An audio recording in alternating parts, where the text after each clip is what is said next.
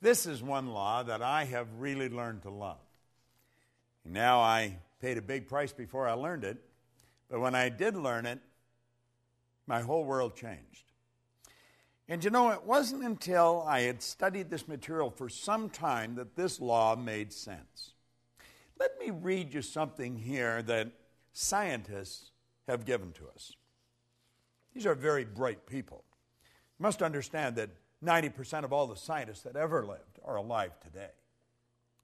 Scientists accept the truth that the body of a human is moved by the mind, that all its functioning is governed by a ruling thought, whether that thought is subjective or objective, whether it's conscious or unconscious.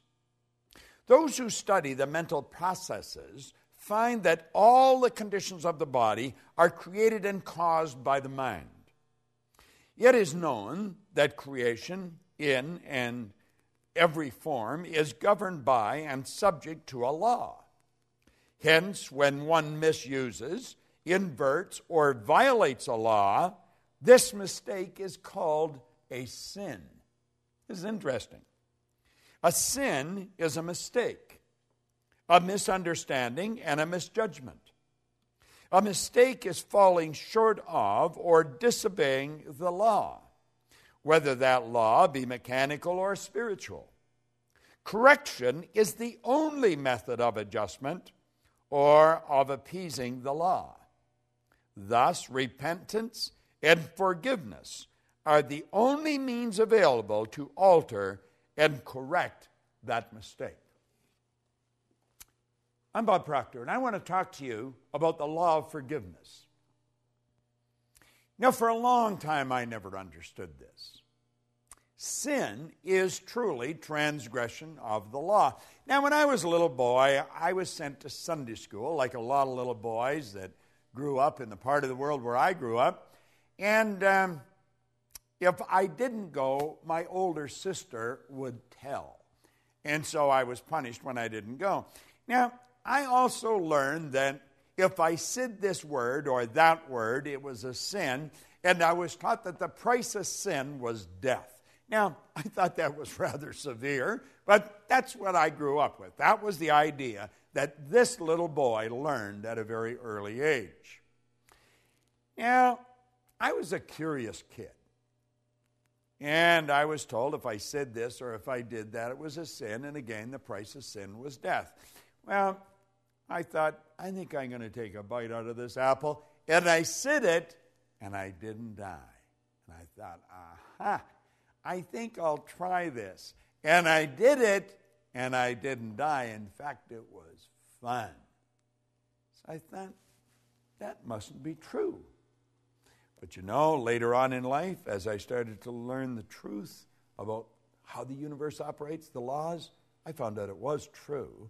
It was my understanding or perception of what these people were telling me. And that was probably the problem. And it probably was even further than that. It's because of their intention of what they were saying, because I think I was getting what they were saying to me. Well, you see, there's a very basic law of life, and that law says create or disintegrate. We're going ahead or we're going back. Now, disintegrate doesn't mean that you're just going to disappear. You know, when we talk about live or die, that doesn't mean that our heart's going to stop and the blood stops flowing and we're either, incinerated or placed in the ground. That's not what that means. It means that we're either going ahead or we're going backwards. That means things are getting better or they're getting worse. If we violate the law, the price of sin is death. Means things are going backwards. Things are not going to be as good as we want them to be. If we live in harmony with the law, we're going to go ahead. So do you see, sin is transgression of the law. Price of sin is you're going to go backwards. Live in harmony with the law, you're going to go ahead. Now, forgiveness is a phenomenal concept. I never used to think much of it. I thought, forgive, what's it mean? It means let go of completely, abandon. Forgive yourself. You can't change what you did.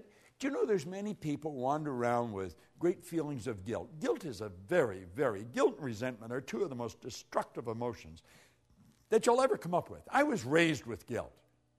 Now, I've been telling people for years, if it gets to a point where you can't handle a problem that you've got, you should go to a professional.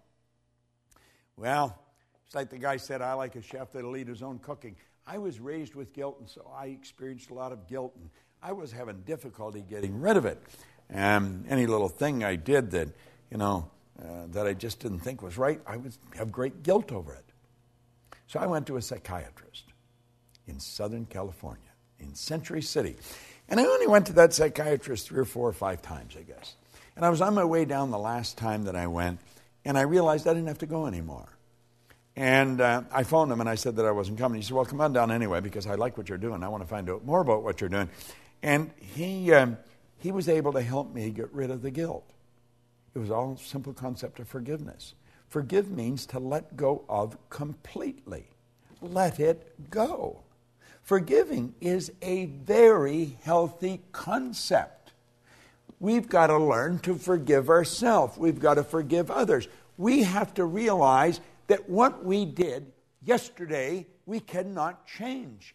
If you did something deliberately wrong, let it go. Forgive yourself. If you did it and you didn't do it deliberately, forgive anyway. Let it go. If someone else has done something to you, don't hold any resentment. Let it go. Now, that doesn't mean that you want to go and give them an opportunity to do it all over again. You may move away from that. But you cannot hold bad thoughts in your mind and move in a good direction. Listen to something else that Hollywell brought it out here. He said, a noted physician talking before a group of other medical people on this very subject of thought being the source of disease was recorded as having said in his concluding remarks, abnormal tumors and cancers are due to a long period of suppressed grief and anxiety. Another way of saying that such diseases are due to a lot of sinful thoughts getting bottled up and suppressed within our minds. If this state is so destroying, it might be wise for us to probe into our own selves and note the effect our emotions have upon the physical organism. Then let us seek by every means at our command to overcome and abandon and forsake every emotional tug that has a debilitating and disturbing effect. Do you know, that's such excellent advice.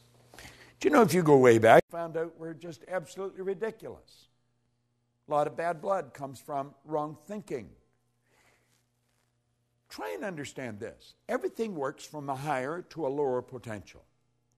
When you're dealing with electricity, you must work from a higher to lower potential. We don't even know what electricity is, but we do know the laws by which it operates.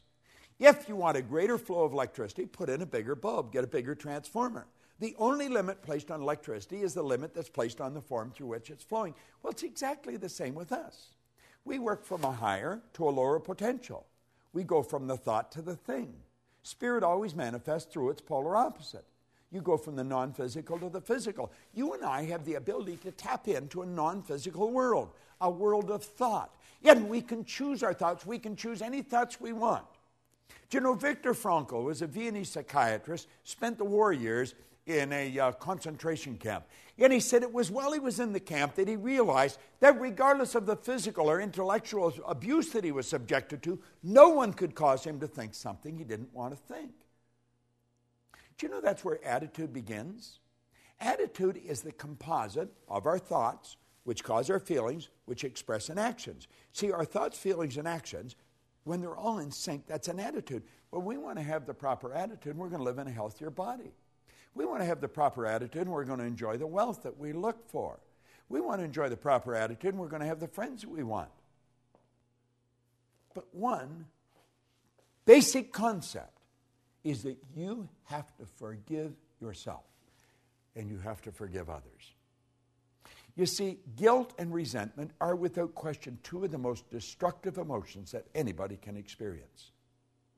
Of all the laws that you're going to study, this could be one of the most liberating of all of them. Forgiveness. Letting go of. Abandon. Just let it go. And when it comes back into your mind, let it go again. Form the habit of not holding on to anything that's causing you to feel bad. Start to love yourself. Start to respect yourself. Have a healthy respect for what you're capable of doing. And understand this, carrying bad thoughts about anyone or anything is not doing anyone any good. It's sinful. It's destructive. And the price of sin is death. Now, that doesn't mean they're going to bury you, but it may be burying your company. It may be burying your income. It may be burying your friends because they won't want to see you. Forgiveness, it's going to cause everything to grow. It's going to cause you to be healthier. It's going to cause your income to grow, your friends to grow, your business to grow. Forgive. It's a beautiful law. Forgive means to let go of completely, abandon. Replace the thought with one of beauty, with one of plenty, with one of abundance. You'll be glad you did. I did it. I'm a happy, healthy, wealthy guy. And you know something? Lots of energy. It just flows freely to and through me. I forgave me and everyone else that occupied a bad place in my mind. You do the same. The law of forgiveness could be one of the greatest laws you study. This is Bob Proctor. Thank you.